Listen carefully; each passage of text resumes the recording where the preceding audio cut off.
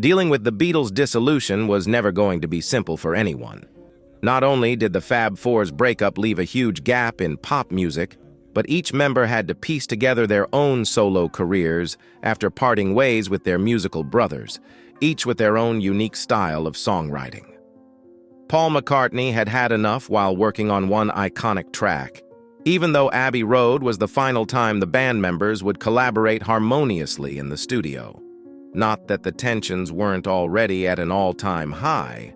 The band was growing irritated with the material that would appear on their albums as early as the Sgt. Pepper sessions, and McCartney took the lead in producing the opulent concept album.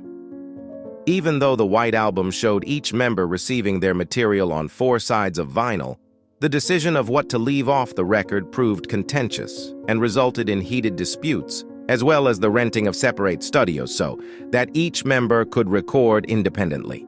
The band didn't believe in the material, so when they got into Twickenham Studios to finish the album that would eventually be called Let It Be, much of it was put on hold for a few years until being released after the band broke up.